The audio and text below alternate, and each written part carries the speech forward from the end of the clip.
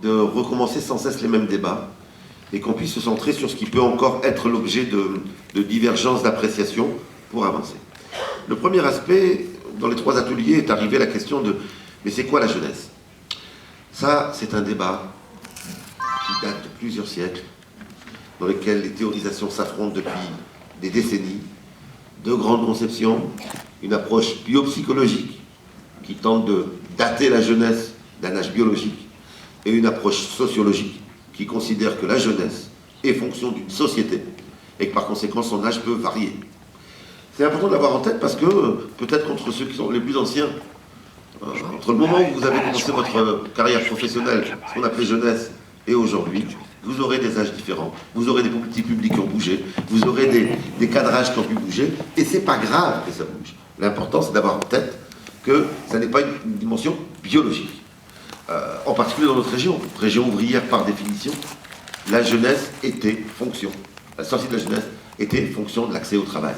Quand l'accès au travail devient plus difficile, contre la sortie du système scolaire et l'accès au travail durable, il y a tout un laps de temps qui est évalué après 13 ans en moyenne, eh bien on comprend que qu'est-ce que c'est qu'être jeune? C'est quelque chose de plus complexe que par le passé. Second élément de préalable, c'est la question de la peur de la jeunesse. Là aussi, ce n'est pas une réalité nouvelle. On a retrouvé des tablettes qui datent de 8000 ans avant Jésus-Christ, dans lesquelles était souligné que les jeunes d'aujourd'hui étaient vraiment graves, que la société était en danger, qu'il n'y avait plus de politesse, qu'il n'y avait plus de respect. 8000 ans avant Jésus-Christ. C'est dire que cette question-là est une question récurrente. C'est pas ça qui est nouveau.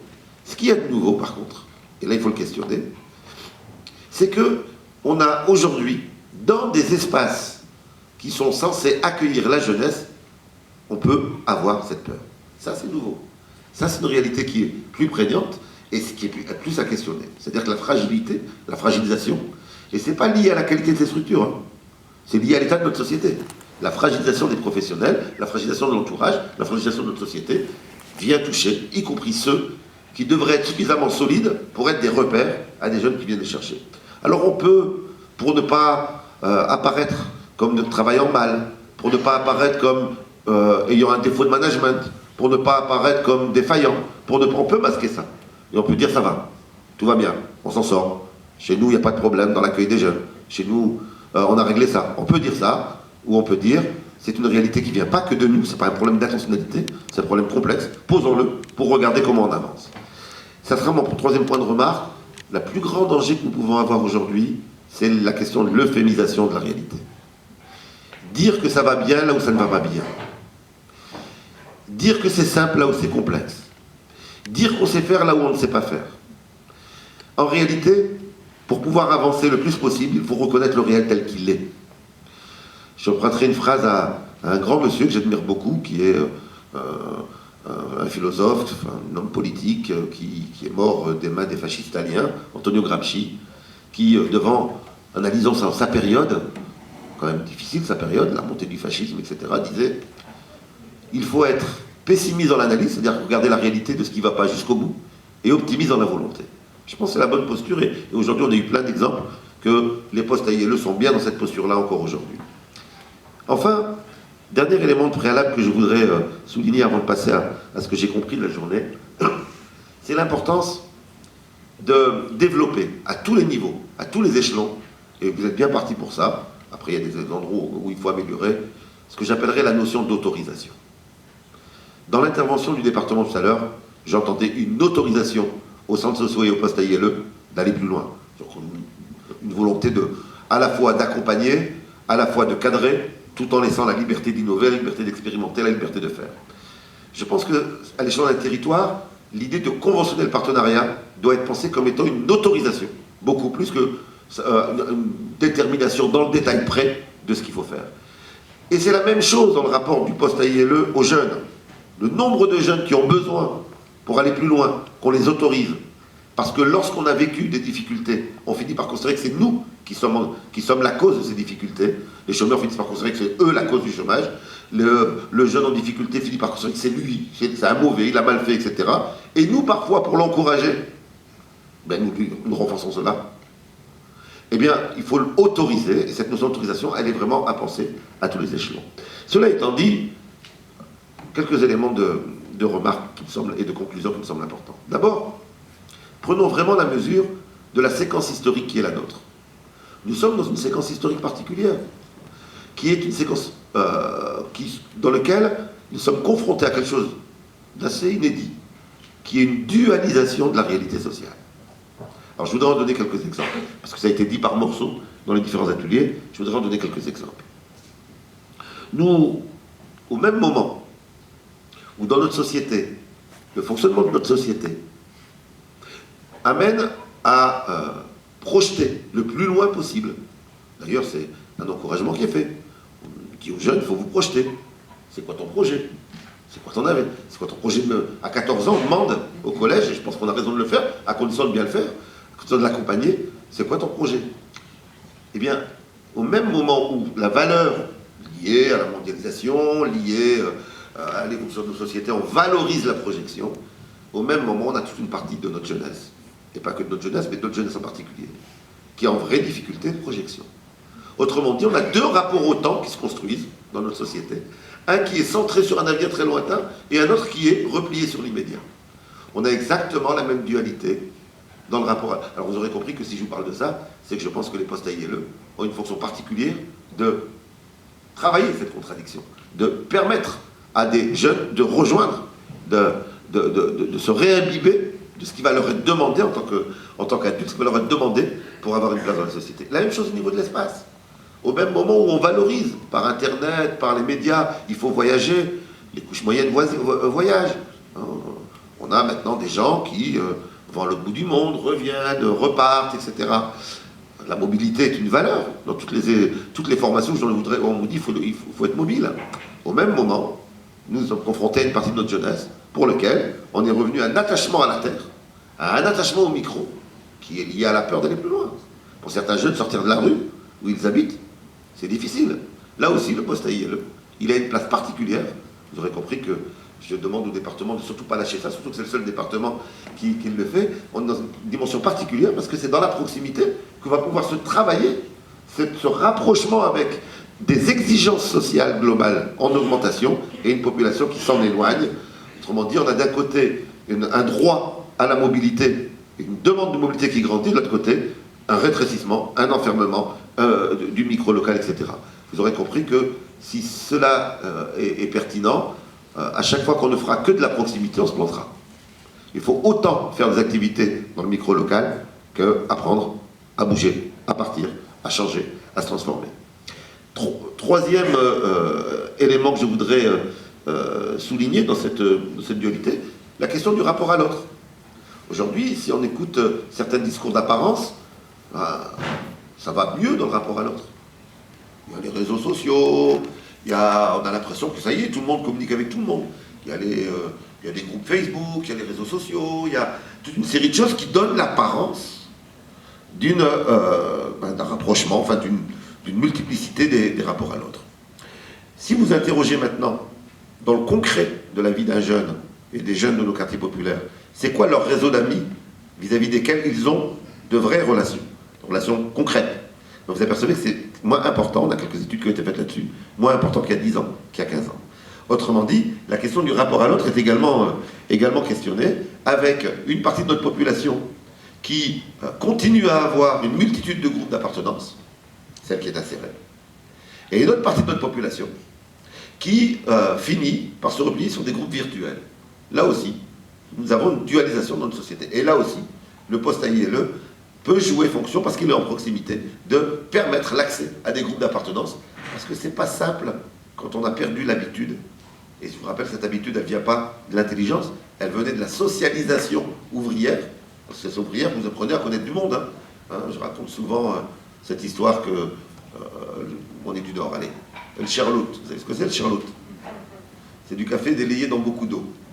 C'est le symbole du nombre de personnes que rencontrait l'enfant dans la maison ouvrière. Le voisin passé, tu prendras bien une goutte de café. Le facteur passé, une goutte de café. Les cousins passés, etc. En une journée, le vrai café était devenu de l'eau. Et le bébé dans son berceau, il apprenait à avoir des têtes. Aujourd'hui, parfois, vous promenez dans la rue, vous voyez un jeune qui attire votre regard parce qu'il est bien habillé, parce qu'il est bien attifé, et c'est quoi sa réaction? C'est « pourquoi tu me regardes, qu'est-ce que tu veux ?» Et on voit bien que là, il y a un problème dans le rapport à l'autre. Et on voit bien qu'il y a quelque chose qui s'est cassé. Pas parce que les jeunes seraient moins bêtes, enfin seraient plus bêtes, mais parce que les mécanismes de socialisation ont été atteints par l'ampleur des constructions dans notre société. Quatrième élément de dualité. Nous sommes dans une période où les nouvelles technologies permettent à quelqu'un qui, on va dire, qui est de couche moyenne, qui s'en sort pas trop mal, qui a un métier, qui a un couple, qui a une famille, bon, quelqu'un pour lequel ça va pas trop mal, son champ des possibles est en augmentation. Il peut faire plus de choses que quelqu'un qui avait cette place-là, la même place, il y a 15 ans, il y a 30 ans. Son champ des possibles est en augmentation. Au même moment où une autre partie de la population voit un champ des possibles en diminution. Alors ça a été beaucoup étudié sur la question des métiers, par exemple. Vous posez la question à un jeune de 15 ans, garçon, à quel métier tu penses, et vous comptez combien de métiers il cite, vous en avez 2 fois moins quand c'est une fille, donc le champ des possibles est déjà réduit. Quand il est de couche moyenne, il en a 3 fois plus, quand il est enfant de couche moyenne. Quand il est issu de l'immigration, il en a 2 fois moins. Donc on voit bien que là, le champ des possibles, il reflète tous les processus. Il y a des professions auxquelles je ne pense même pas, que j'ai éliminées, parce que mon réseau social de proximité ne me les transmet pas, alors qu'à d'autres, il le transmet. Là aussi, le poste AILE peut être un outil de proximité pour diminuer cette dualité. Et puis, dernière dimension de dualité que je voudrais souligner, c'est la question de l'illisibilité du monde. L'illisibilité de ce qu'il y a autour de moi. L'illisibilité des institutions. Pour certains jeunes, s'ils vous écoutez aujourd'hui, ils se demandent, mais c'est quoi ça? Pourquoi, quand le département a dit ça, les directeurs ont réagi tout de suite? Ça parle comment? Et pourquoi le département réagit aux réactions? Qu'est-ce qui est en train de se passer? C'est illisible. Alors, je vous rassure, je fais exprès de vous taquiner un petit peu, mais la vraie question qui est posée, c'est qu'on a quand même un monde qui est d'une complexité telle aujourd'hui qu'une partie de notre population ne comprend plus où aller, ne comprend plus à quelle porte taper, ne comprend plus, etc. Et que là aussi, les postes AILE ont une fonction de passeur qu'il faut réussir à construire, à légitimer, à bâtir. Et ça, ça passe effectivement par du partenariat. J'y reviendrai tout à l'heure. Je voudrais juste donner 2 exemples sur à quoi mène cette dualité. Premier exemple, je le disais tout à l'heure, on n'a jamais demandé autant de projets à des gens qui n'arrivent pas à se projeter. Ça, c'est quand même à interroger. Seconde, dans la même lignée, on n'a jamais demandé autant d'écrits à ceux qui ne savent pas écrire. Et là, il faut s'interroger sur les effets pervers de nos fonctionnements qui peuvent déboucher, avec du recul, sur des aberrations. Si on a ça en tête, du coup, il y a un certain nombre de débats qu'il faut relativiser. Est-ce que le poste AILE a à faire des activités de loisirs ou non? Si ces activités de loisirs permettent de travailler le rapport au temps, le rapport à l'espace, le rapport à l'autre, la lisibilité du monde, et la compréhension des institutions, oui, le loisir peut être un bon support. C'est pas le problème, c'est pas pour ou contre. Il est mis au service de quoi? Est-ce qu'il est mis au service d'une insertion? Et encore une fois, sur l'insertion, évitons. Évitons, c'est un vieux débat. Moi, j'ai eu la chance de participer, on vieillit, j'ai eu la chance d'être parmi dans les groupes de travail qui ont débouché sur l'écriture du rapport Schwartz, vous voyez, ça ne me rajeunit pas, en 1983. Le rapport Schwartz qui a fondé l'émission locale. On a eu de grands débats à ce moment-là qui me semblent d'une actualité encore brûlante. Ce n'était pas sur la notion d'insertion, mais le sous-entendu était exactement le même, qui était de comment choisir entre insertion professionnelle et insertion sociale. Le choix, ça a été de ne pas choisir. Ça a été de dire que, bien entendu, que la qualification professionnelle nécessite aussi une qualification sociale, et que donc, le problème n'est pas le support, il est au service de quoi il est. Si on a en tête cette dualité du social, du coup, on peut s'interroger sur les choses que nous avons encore à améliorer. Parce qu'il y a plein de choses qui vont bien, et vous êtes les meilleurs de France, j'allais dire du monde de France, donc je ne vais pas insister sur ce qui va bien, je vais juste vous titiller sur quelques points qui me semblent secondaires. Je pense que vous êtes très bon dans les constats. Vous êtes magnifique dans les constats. Et je pense que le département ne vous exploite pas assez. Voilà, vous êtes une excellente base pour faire un observatoire des jeunesses, la multiplicité des territoires, la multiplicité des expériences. C'est rare d'avoir 140 œils, 140 micro 140 qui permettent de regarder l'évolution d'une jeunesse sur autant de territoires. Donc je pense que vous n'êtes pas assez exploité, et donc je tends la main au département, exploitons les postes AILE pour qu'ils nous permettent d'élaborer des décisions qui correspondent aux évolutions réelles du terrain. La seconde chose une fois qu'on a dit ça, se pose donc la question, au-delà des constats, il y a besoin de développer les analyses communes. Vous êtes plein d'analyses, mais à quel moment ça se confronte pour savoir lesquelles sont basées sur des faits objectifs et lesquelles sont des réalités de nos subjectivités? Je voudrais juste donner quelques exemples. Nous constatons qu'une partie de la jeunesse ne se projette pas, ne se projette plus. À quoi le relier? Ça ne viendra pas tout seul comme réponse. C'est le résultat d'une activité de réflexion à mener, que vous avez comme des journées d'aujourd'hui, ça permet de le faire, mais c'est une dimension importante. Nous constatons que certains pensent, en tout cas, c'est pas pense, on peut constater que pour une partie de notre jeunesse, il y a vraiment une baisse de l'ambition, voire même du tonus, voire même de l'envie. On peut dire, tiens, nos jeunes d'aujourd'hui, il leur manque un gène. On peut dire, mais quel est le processus qui mène à ce qu'une partie de la jeunesse soit dans une ambition de réussite moindre, soit dans un tonus à l'existence moindre? C'est très grave pour notre société qu'on en soit là, mais pour le comprendre, il faut avoir un espace où on réfléchit. Sinon, on conclut quoi? Bah oui, les jeunes d'aujourd'hui n'ont pas d'ambition. D'ailleurs, c'est très narcissique pour nous, qui sommes d'un autre âge. Nous, à notre époque, on avait de l'ambition. Donc ça nous permet de nous valoriser. Mais c'est un peu simple quand même. Et donc c'est important d'avoir cet espace de réflexion. Autre élément que je voudrais souligner, c'est que sur cet aspect-là, si on ne fait pas ce travail d'une réflexion partagée, la vie est pleine d'erreurs et on peut s'achiner à la pratique, parce que je sais qu'il y a dans on commence à voir se développer un discours qui est de dire on réfléchit trop, il faudrait être plus dans la pratique. Faites attention à ce discours, parce que la vie est pleine d'erreurs. Je vais vous en donner quelques-unes. Tanguy. Vous vous souvenez du phénomène Tanguy? Qu'est-ce qu'on a vu se développer dans les médias, plein d'émissions de télévision, etc. Le retour des valeurs familiales. On constatait qu'une partie des jeunes restaient plus longtemps dans la famille, et on en concluait, discours d'apparence, parce qu'on n'avait pas pris le temps de réfléchir, discours d'apparence, retour des valeurs familiales.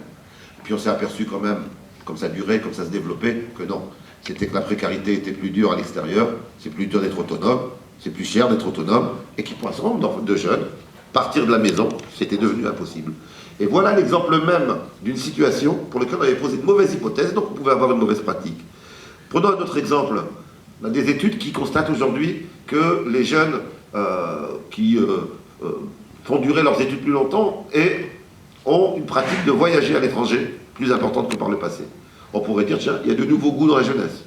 On peut aussi s'interroger sur le fait que c'est plus difficile de trouver un emploi stable et qu'on recule l'échéance dans lesquelles on doit se poser la question de l'emploi stable. Et donc là aussi, si on se trompe d'hypothèse, on ne pourra pas avoir les politiques adéquates, on ne pourra pas avoir les pratiques adéquates. Dernier exemple que je voudrais souligner, les statistiques ont montré un retour du couple. Voilà. On se remarie plus que par le passé. On se remet en couple plus que par le passé. Que conclure? S'il n'y a pas d'espace partagé, on va conclure, il y a le retour des valeurs de l'amour conjugal, etc. Et en réalité, tous les discours sur l'émancipation, c'était du bluff, et maintenant, on est revenu à des valeurs sûres. En réalité, c'est de nouveau la même chose. Hein. La situation de précarité pousse aussi, est un déterminisme à se mettre en couple. Autrement dit, le constat ne suffit pas à élaborer des pratiques adéquates aux besoins. Il faut que ces constats soient renvoyés à des dimensions d'analyse, de mise en hypothèse partagée. Et ce que vous avez fait aujourd'hui, en réalité, ma vraie question que j'ai à vous poser, c'est comment vous vous organisez pour que ce ne soit pas une fois tous les 3 ans, mais 3-4 fois dans l'année, et de manière plus construite pour que ce ne soit pas des redites, mais que ça puisse être de l'accumulation de savoir, de la capitalisation qui permettent au fur et à mesure d'avoir des espaces, d'une part, dans lesquels on peut apporter des expériences, mais d'autre part, où on puisse théoriser ensemble ce qu'est notre jeunesse, comment elle évolue et quelles pratiques sont adéquates. J'ai une expérience avec un des centres sociaux de Valenciennes qui s'adresse non pas, pas sur la question de la jeunesse, mais de manière plus large, s'adresse à tous les acteurs, qui est l'université des acteurs. Où je me demande s'il ne faut pas mettre en place une université des postes AILE sur 140 postes, c'est quand même, dans un département, une expérience inédite, c'est quelque chose de particulier. Je pense que ça vaudrait le coup de le penser, de le construire et d'essayer de le pousser plus avant. Je voudrais également insister dans ce travail, pour comprendre le monde, pour comprendre notre jeunesse et ses besoins, sur un acteur incontournable, qui qui sont les jeunes eux-mêmes, qui n'étaient pas là dans notre journée aujourd'hui. Après, il ne faut pas être démagogique, ça ne sert à rien de les amener si on n'a pas construit le cadre dans lequel leurs paroles puissent être véritablement prises en compte de manière complète. Alors je voudrais vraiment insister là-dessus, c'est qu'on ne comprendra pas la jeunesse sans les jeunes eux-mêmes. Ça, c'est une des dimensions qui est aujourd'hui essentielle. On le sait et c'est prouvé, en particulier, allez, je vais vous dire de l'héritage d'où nous vient cette certitude. Ça nous vient des féministes noires des États-Unis, qui ont théorisé, qui ont formalisé une théorie qui s'appelle la Standpoint Theory, la théorie du point de vue situé. Parce qu'elles étaient d'abord parties, elles s'étaient investies avec leur époux, leur compagnon, leur frère, leur père de même couleur, sur les difficultés qu'elles avaient. Et là, elles s'étaient aperçues que, à chaque fois qu'elles posaient la question de leur place de femme, donc de leurs problèmes vécus en tant que femmes, ben on leur dit non, non. C'est d'abord les problèmes des Noirs qui posent problème avant les problèmes de femmes. Bon, donc du coup, elles sont parties voir, qui ça? Ben, elles sont parties voir les féministes qui n'étaient pas noires. Et là, on leur a dit, oui, oui, vos problèmes de femmes, c'est bien, mais vos problèmes de noirs, ça ne nous intéresse pas. Et là, elles se sont dit, oh là là, qu'est-ce que ça montre? Ça montre que c'est l'acteur qui vit une difficulté, qui est en mesure d'apporter l'éclairage, un éclairage incontournable. C'est ce que dans d'autres courants théoriques on appelle l'expertise d'usage. On ne remplacera jamais le fait que les jeunes sont des partenaires, sont le premier partenaire pour comprendre la réalité. Et là, nous avons beaucoup, beaucoup, beaucoup de progrès à faire. Nous ne savons pas encore associer les jeunes à l'analyse. Parfois, nous les associons à l'action. Quand on va aller plus loin, on pense l'action et on leur dit de venir. Mais les associer à l'analyse en tant que telle, et peut-être parce qu'on a peur d'entendre certaines choses que nous dirons.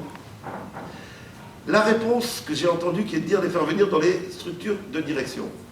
Oui, oui, mais à une condition. C'est de préparer des structures, conseil d'administration, etc., pour qu'ils puissent accueillir les jeunes. Il faut être maso pour aller dans un CA aujourd'hui, quand on a 20 ans. Il faut être maso. Comment on parle des jeunes dans les CA? Quand je dis comment, c'est pas forcément qu'on les traite, hein. Ça peut être on n'en parle pas, ça peut être c'est secondaire, ça peut être c'est quoi les préoccupations? Si on mettait un magnétophone et qu'on regardait de quoi on a parlé pendant tout un CA, pendant 2 CA, 10 CA, etc. Alors bien sûr, vous êtes les meilleurs de France, donc pas vous, mais tous les autres. Et donc le problème de la non-présence dans les structures de pouvoir, ça n'est pas un problème d'éloignement des jeunes. Il faut aussi interroger comment nos structures peuvent faire fuir les jeunes. Alors, quand je dis ça, ce n'est pas de la culpabilité, parce que ça ne dépend pas, c'est pas qu'un problème de volonté, c'est un problème de construction à long terme. Donc moi, je suis pour qu'on ait comme objectif de rapprocher les jeunes des lieux de pouvoir, mais ne pas considérer qu'il suffira de leur dire « Venez, c'est ouvert, pourquoi tu ne te présentes pas ?» Parce qu'en plus, on est capable de leur dire de manière culpabilisante, hein, en leur disant « Oui, mais t'es pas venu, il y a une place au CA et t'es pas venu. » Faut l'interroger aussi sur comment nous faisons fuir une partie de notre population sans le vouloir. Autrement dit, la question, c'est bien comment on partage le pouvoir aussi avec notre jeunesse. Bien sûr, cette dimension-là, ça ne veut pas dire que les jeunes vont nous dire la vérité. Ils nous diront leur point de vue de leur place. Mais c'est un point de vue incontournable pour pouvoir élaborer des décisions et adapter nos pratiques. Reste la question du partenariat, question particulièrement difficile. Et je voudrais juste donner quelques points de jalon. J'ai bien entendu pas la réponse, sinon j'aurais déjà écrit un ouvrage pour les décideurs, le partenariat en 3 leçons. Bien entendu, je n'ai pas la réponse. Mais il y a quelques éléments de conclusion quand même qui méritent d'être posés. D'abord, dans quel sens poser la question? La manière la plus habituelle, celle que je rencontre le plus fréquemment pour poser la question, c'est de dire il faut construire le partenariat pour qu'il puisse se vivre concrètement. Donc on va d'abord théoriser, après passer à la pratique. Donc on va se réunir, on va théoriser, après on passe à la pratique. Bon. Ça, c'est... Vous aurez compris qu'en tant que sociologue, je ne vais jamais dire que quand on prend du temps pour réfléchir, c'est pas bien, que c'est pas nécessaire, etc. Mais ce partenariat-là, il a une limite. Il a une limite. C'est que s'il n'est pas basé sur une pratique antérieure ensemble, très souvent, on réfléchit ensemble parce qu'on fait ensemble. Et donc ça pose la question de par où on commence. Moi, je pense qu'il faut commencer partout, par la pratique. Parce que c'est la pratique commune qui permet aussi de dépasser, même si elle est toute petite. C'est la pratique commune qui permet de réfléchir ensemble ensuite, de dépasser les limites de nos intérêts particuliers, etc. Seconde dimension, second élément de repère que je voudrais donner, c'est que ça pose la question de prendre le partenaire comme il est avec ses contraintes. Tant qu'on demandera à un partenaire, c'était dit plusieurs fois tout à l'heure dans le débat, si on demande à un partenaire de faire ce qu'il ne peut pas faire, ne vous étonnez pas qu'il ne vienne pas. Si vous demandez à l'éducation nationale en disant mais l'éducation nationale doit devenir notre partenaire, mais vous lui demandez à chaque fois qu'elle vient, c'est pour les engueuler, en disant mais vous n'avez pas réussi à régler le problème du chômage des jeunes, ils ne viendront plus. Si vous demandez à un poste à ILE de faire autre chose que ses missions, il ne viendra plus. Donc la question de la construction du partenariat, elle est bien comment je prends en compte les contraintes du partenaire. Moi je propose souvent, dans les rares endroits où on m'a demandé d'accompagner la mise en place d'un partenariat, je commence toujours par un tableau des contraintes. Voilà. C'est quoi les contraintes du poste à ILE? C'est-à-dire ce qu'il ne peut pas ne pas faire. C'est quoi les contraintes du club de l'éducateur en club professeur? Ce qu'il ne peut pas ne pas faire. De telle sorte que ce qu'on va proposer ne soit pas un discours abstrait, qu'il n'y aura aucune réalité, parce que justement, on demande à la personne de faire autre chose que ce pourquoi il est légitime. Quelqu'un l'a dit tout à l'heure, hein, on nous demande le partenariat, mais après, la CAF, elle vient nous dire derrière, mais je ne vous ai pas financé pour ça. Donc ça pose la question de la prise en compte des contraintes des uns et des autres. Ça suppose également, le partenariat, qu'on puisse distinguer, et très franchement là-dessus, je n'ai pas eu le temps encore de m'y pencher, comment cette confusion est née. Ça suppose d'arrêter la confusion entre évaluation et contrôle. Cette confusion empêche de faire de l'évaluation. Tant qu'on confondra évaluation et contrôle, eh bien, on ne pourra pas faire de l'évaluation. Parce que, dans le contrôle, les personnes se mettent en situation de se représenter. Et se représenter avec quels critères? Avec le discours que le contrôleur attend. Et donc, on ne parlera pas des difficultés. Dans l'évaluation, on est sur autre chose. L'évaluation, je vous rappelle ce que c'est, l'évaluation. C'est émettre un jugement de valeur sur la mesure d'un écart. Voilà. Ça suppose qu'on ait défini des valeurs. Et donc, l'évaluation, ça permet de parler des difficultés sans avoir peur que ça se retourne contre nous en termes de budget, en termes de légitimité, etc. Et je pense que vraiment, cette confusion entre contrôle et évaluation nous a empêchés d'avoir des espaces partenariaux dans lesquels on se sent autorisé à dire les choses. En fait, cette confusion crée ce que j'appelle une logique capacitaire. Capacitaire, c'est-à-dire que j'ai l'impression que si je dis une erreur, si je dis une impasse, si je dis une difficulté, on va m'estimer incapable. Le plus beau que j'ai vu là-dessus, allez, je vais vous dire, c'est un établissement de Roubaix, où un proviseur m'ayant entendu en conférence est venu me demander si j'acceptais de mettre les mains dans le cambouis. Je ne savais pas ce qu'il voulait. Je lui ai dit, bah oui, je ne comprends pas bien.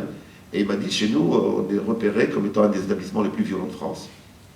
Voilà, il y a un classement et on ne s'en sort pas. Est-ce que vous pouvez venir voir mon équipe d'enseignants, les jeunes, etc. J'ai été voir l'équipe d'enseignants, c'était la catastrophe. Imaginez toute une équipe d'enseignants, parce qu'ils étaient largement venus à la réunion. Et ça partait dans tous les sens, le travail était devenu impossible, on n'arrivait plus à rien faire, c'était scandaleux parce qu'on se demandait ce que faisaient les parents, etc. Et je ne pouvais rien faire, moi, de cette cacophonie de plaintes. Donc j'ai demandé à rencontrer les enseignants un par un. Et j'ai rencontré le premier, il me dit, moi, il y a beaucoup de violence ici, mais pas chez moi. Moi, ça va, je maîtrise ma classe. Le deuxième m'a dit la même chose, le troisième la même chose. J'ai rendu un rapport provocateur qui était une demi-page, dans lequel il était écrit, dans cet établissement, il n'y a pas de problème. Parce que 100% des enseignants renvoyaient à « moi ça va, c'est les autres ». Et ça, c'est la confusion entre contrôle et évaluation, qui empêche d'aborder les questions du fonctionnement global, et donc qui amène les gens à être dans le fait de se protéger.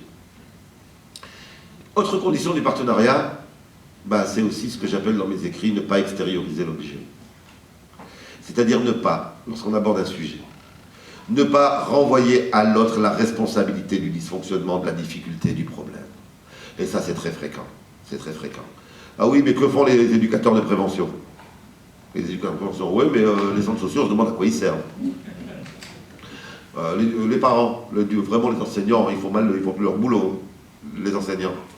Mais vraiment, les parents, il n'y a plus de parents, ils démissionnent, les parents, etc. Cette extériorisation de l'objet, eh bien, elle empêche de construire du partenariat. Comment vous allez construire du partenariat si on est encore dans l'idée que le dysfonctionnement ne peut pas venir de moi ou de nous, il vient forcément de l'autre. il faut, en termes de réflexe et de posture, se servir la merguez à soi-même, d'abord. Une fois qu'on s'est servi la merguez à soi-même, on peut la servir aux autres. D'ailleurs, en termes de légitimité d'une critique, c'est quand même difficile d'aller dire aux autres, mais ça, vous dysfonctionnez, si nous-mêmes, on n'a pas regardé notre dysfonctionnement intérieur. Et dernier élément que je voudrais souligner, c'est seulement dans cette posture qui consiste à regarder nos propres limites pour pouvoir après regarder avec d'autres les limites communes que vous allez dévitaliser la concurrence. Parce que la concurrence, ce n'est pas simplement une concurrence organisée par l'état des dispositifs, c'est aussi le besoin de reconnaissance globale. Les gens parlent de reconnaissance pour les jeunes, mais en réalité, vous déteignez sur votre public. Hein. Tout le monde a besoin de reconnaissance dans nos sociétés. Et par conséquent, faisons attention à ce besoin de reconnaissance qui peut nous amener à nous mettre en avant au détriment du nous, de mettre le jeu en avant par rapport au nous. Pour conclure, je vais me permettre de formaliser 4 éléments de conclusion, qui sont des éléments de conclusion proposition. Comme d'habitude, je profite toujours du micro quand j'ai la chance de l'avoir, pour pousser vers le souhaitable. Après, il faut ramener au réel, et ça, je vous fais confiance, les contraintes seront là pour vous amener, vous dire ce qui est possible ou non. Première proposition, faire de cette journée, passer de cette journée à l'idée d'un espace-temps régulier, départemental, de réflexion, mise en analyse, pour dépasser la dimension constat. Seconde dimension, l'observatoire de la jeunesse, qui permet de sortir de son caractère micro. Autant on a besoin du micro, mais on a besoin aussi d'en sortir. Troisième dimension, faire de cet observatoire et de cet espace départemental de réflexion un endroit dans lequel, sur nos impasses, et j'espère que vous en aurez, j'espère que vous aurez des problèmes, on avance avec des problèmes, j'espère pas que vous serez enfoncés dans vos problèmes, réussir à poser des expérimentations. C'est-à-dire à vous dire, mais tiens, sur la question je prends un exemple, sur la question de la mobilité, on ne sait pas faire. Et qu'on arrête de s'affronter en disant, mais moi j'ai quand même réussi, moi je sais faire un petit peu que ça. On ne sait globalement pas faire. Est-ce qu'on peut réfléchir ensemble à une petite expérimentation qui nous permette d'observer quelque chose, après de l'évaluer, le modéliser, le produire en outil, voir comment il peut être transféré, en tout cas d'être sur une démarche qui est de dire c'est normal qu'on ne sache pas tout faire. Et on n'est pas mauvais quand on ne sait pas tout faire. Comment on passe d'une logique expérimentale à une logique de diffusion et de généralisation. Et enfin, dernière dimension que je voulais souligner, en fait vous êtes peu visible. Je crois que ça joue beaucoup dans la manière de vivre les difficultés. Et je le disais au repas, donc je refais ma proposition, je suis un grand idéaliste moi, hein. Je fais ma proposition, près de 140 postes à ILE, c'est ça 120. Moi j'ai eu la chance de travailler avec un certain nombre d'entre vous, pas dans sur un certain nombre de territoires. Je travaillais avec une trentaine de centres sociaux, donc c'est déjà pas mal. À chaque fois j'ai vu des choses très riches, mais peu visibles, donc peu capitalisables. Je proposais au repas, pourquoi pas 120, c'est énorme en fait. Pourquoi pas une télévision sur internet des centres sociaux, chaque centre social faisant une émission par an, donc c'est pas énorme. Et ben ça vous permet de faire connaître votre diversité, faire connaître la diversité des expériences et de capitaliser. Et dernière chose que je voudrais dire, toujours la même chose, je suis partisan de la méthode Coué, on est quand même plus intelligent à 120 qu'à 1, donc construisons les espaces collectifs.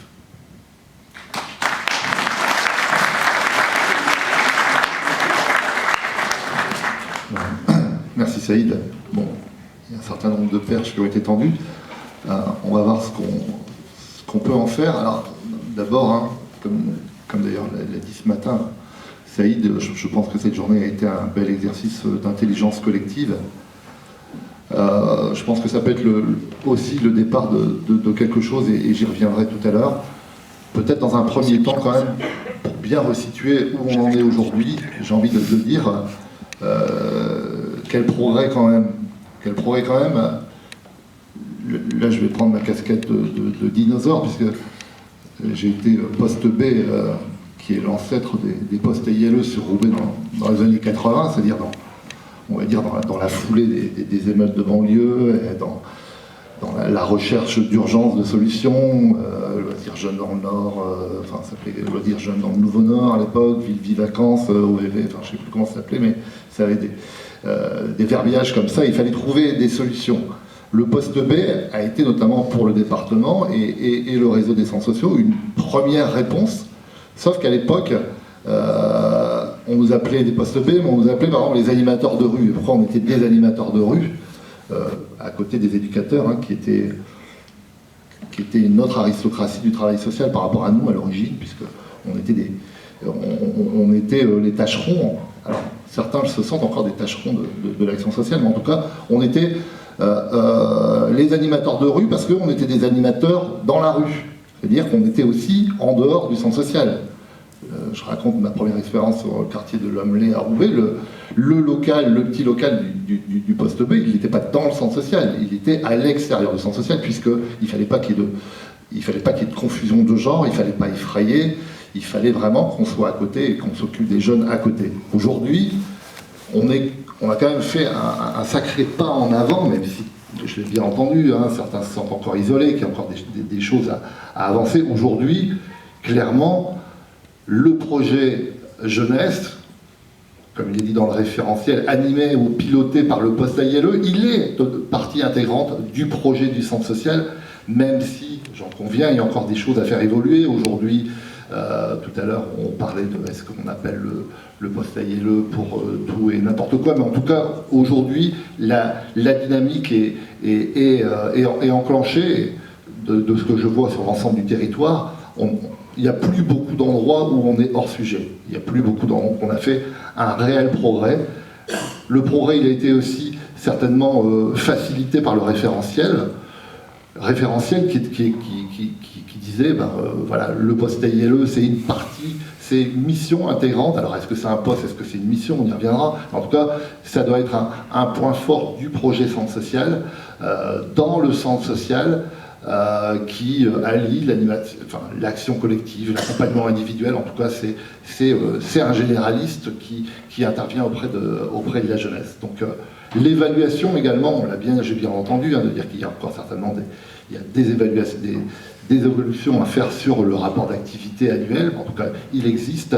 On peut encore le faire évoluer. Est-ce que le département lit les 120 rapports d'activité qu'on fait chaque année? Alors, les plus anciens postes AILE qui depuis ces 3 ans ou 4 ans que le rapport d'activité est en marche, certainement, vous avez peut-être l'impression de faire un peu de copier-coller, donc on va falloir certainement avancer là-dessus.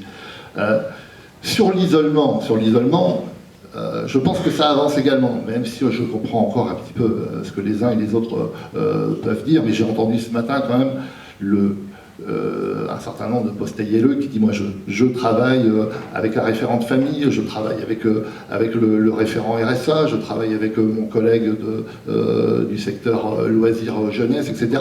Tout ça, ça commence à mailler à l'interne et on verra aussi à l'externe.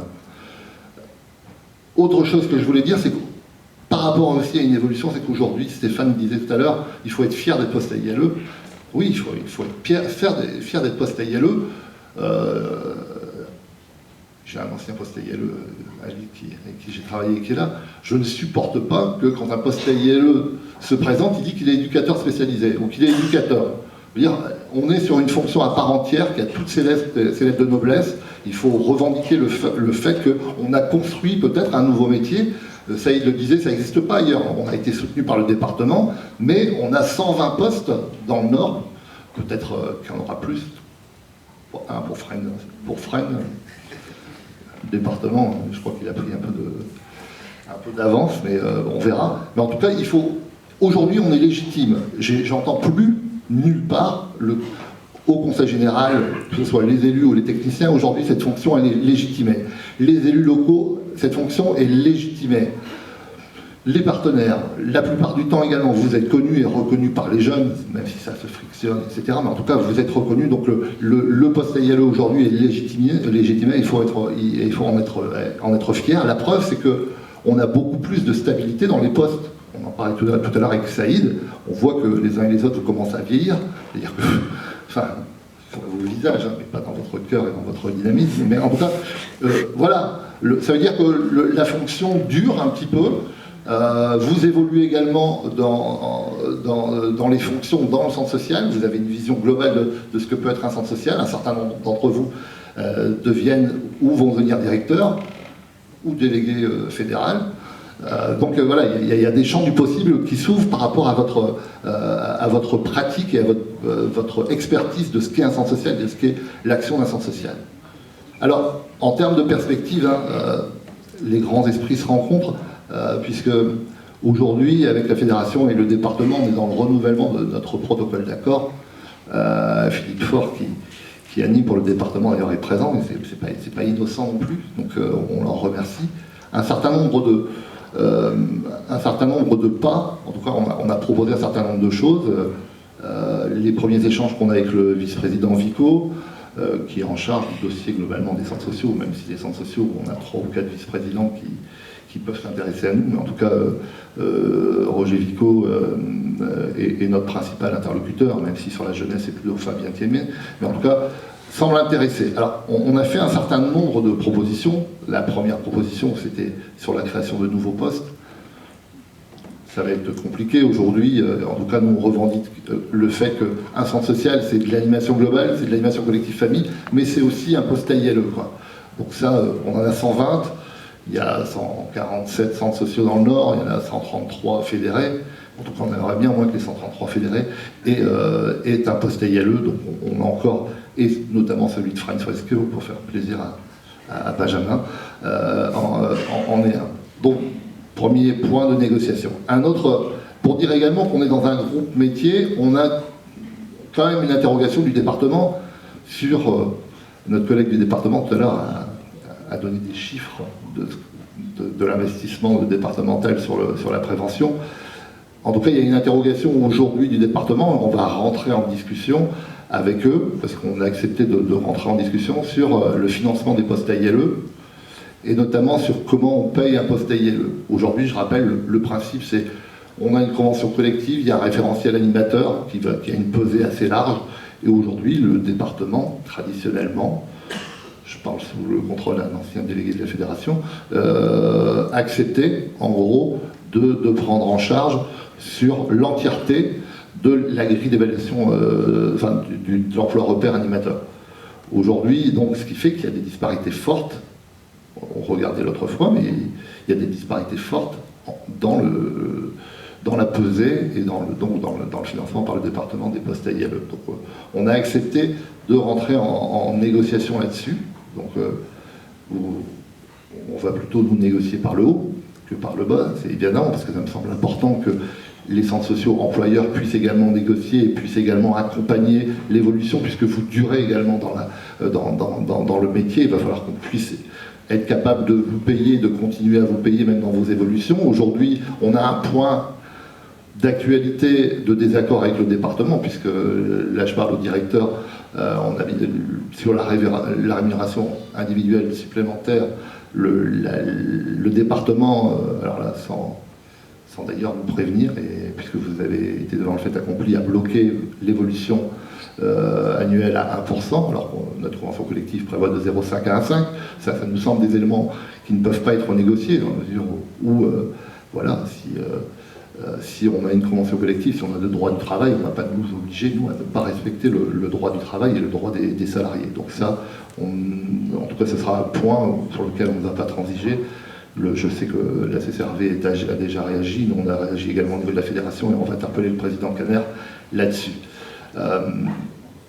Sur le référentiel métier, certainement qu'il y a quelque chose qui existe, mais qu'on pourra peut-être travailler sur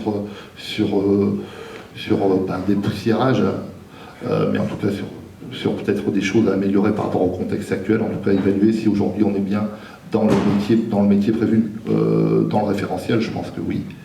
On a fait une autre proposition qui va rejoindre ce que vient de dire Saïd. On a proposé la création d'un observatoire animé par donc des postes ILE, ou en tout cas de la jeunesse. Aujourd'hui, c'est 120 postes ILE. Quel plus bel observatoire vivant peut avoir un département? Elle finance 120 postes. on leur a dit, mais qu'est-ce qu'on en fait au-delà des rapports d'activité qui sont du peu ou prou. Voilà, sachons exploiter toute la connaissance que vous avez sur les territoires au service d'ailleurs du département. Donc on a fait cette proposition-là qui semble intéresser. Après, il faudra qu'elle se traduise également par de la pépette, donc puisqu'il va falloir le mettre en place avec voilà, en tout cas ça rejoint ce que disait, on sent qu'il y a une première approche qui prend. Deuxième chose, ça nous semble important et je pense qu'on va le conventionner également avec le département. Vous parliez tout à l'heure de concurrence, d'incompréhension, notamment par rapport à deux réseaux qui nous paraissent importants et qu'il faut vraiment qu'on rentre en communication de manière plus intelligente avec le réseau des clubs de prévention, puisque dans beaucoup de territoires, il y a des postes ILE et des clubs de prévention. Pourquoi pas d'ailleurs, puisque ce matin, il y avait, je ne sais plus pour quelle ville, mais il y avait un poste de prévention jeunesse qui était présent, il y en a une vingtaine également financés par le département. Mais en tout cas, club de prévention et un autre partenaire important qui est en réseau, c'est les missions locales. Je pense qu'il faut qu'on apprenne à se parler. Je suis en poste depuis je dis toujours 3-4 mois, mais ça fait un peu plus, ça fait 4-5 mois. Et de ma tournée des popotes, je vois que dans la plupart des endroits, alors on me dira un ou deux endroits où ça marche bien, vos relations avec les clubs de prév sont très antagonistes. Alors ils ne sont pas antagonistes forcément pour des mauvaises choses, parce qu'il y a certes la concurrence, mais quelquefois on est aussi sur le fond.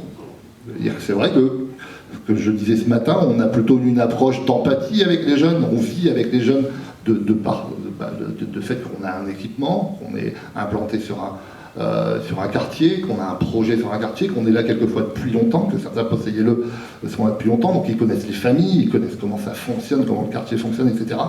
Et quelquefois des choses comme l'anonymat, comme la libre adhésion, qui sont des valeurs que porte la prévention. En tout cas, pas des valeurs, en tout cas des axes de travail de la prévention spécialisée, ça se heurte. Je pense qu'il faut qu'on avance là-dessus. Réellement, ça me semble un peu idiot sur les valeurs se ressemblent, etc. Mais en tout cas, ça me semble un peu énervant que sur deux réseaux, ce que j'appelle frères, on n'arrive pas à être plus en symbiose. Donc il va falloir se coltiner. On ne sait pas encore comment on va faire, mais il va falloir se coltiner. J'ai déjà une première rencontre avec la PSN, qui n'est pas exactement une fédération, mais qui est le pôle ressources des clubs de prév. Et les missions locales aussi. Ce matin, je ne sais pas si elle est encore là, il y avait une collègue qui travaille dans une mission locale qui disait oui, mais arrêtez de m'envoyer des jeunes, arrêtez de nous envoyer tous les jeunes. Et alors, quelquefois, nous, notre point de vue est plutôt de dire mais il y a un certain nombre de filles et de mecs sur les territoires et il n'y a personne qui en veut et c'est nous qui, avec la proximité, devons gérer, quoi. Donc voilà, je pense qu'avec les missions locales, d'autant plus que le département vient de signer aussi un protocole d'accord avec les missions locales, donc on va également s'en servir là-dessus. Voilà. Alors, sur le autre proposition qui me semble aussi importante, et je pense qu'aujourd'hui ça peut être un point de départ, c'est de dire est-ce qu'on doit créer des temps de rencontres départementales des postes ILE. En tout cas, moi, je l'appelle de tous mes voeux, et donc j'ai un peu peut-être la responsabilité de le faire, donc je pense qu'on va y aller, mais on va y aller aussi avec vous.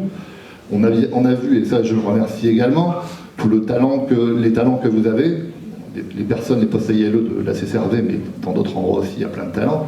On a vu que vous avez des talents de synthèse, des talents d'élocution, des talents de mise en perspective du métier, donc on va bien sûr, c'est pas Thierry Poulon qui va et son équipe qui allait mettre ça en place, qui allait mettre ça en place sur le département, mais on va le faire avec vous, et je m'appuierai sur votre expertise de cette première journée pour que voilà, qu'on soit sur le numéro 0 aujourd'hui et pour qu'on entame rapidement sur le 1, 2, 3, et comme on pourrait le faire d'ailleurs sur d'autres métiers qui ont besoin aussi de parler. Je pense aux référents famille, je pense peut-être au métier de la petite enfance, etc.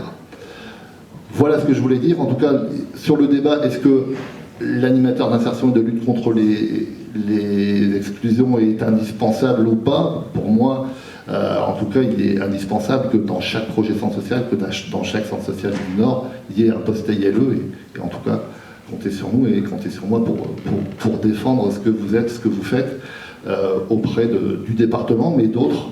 Il y a le schéma départemental de prévention de la délinquance qui s'est mis en place, et notamment sur le volet prévention, voilà, qui a été validé la semaine dernière, où on a eu une volée d'amour de maires, de conseillers généraux, de techniciens envers l'intervention des centres sociaux sur les territoires. Donc voilà, au-delà des mots, on aimerait bien aussi avoir des preuves d'amour plus concrètes, et voilà, c'est ce qu'on en ferait. Voilà, aujourd'hui, vous êtes reconnus, on est reconnus, et tant mieux.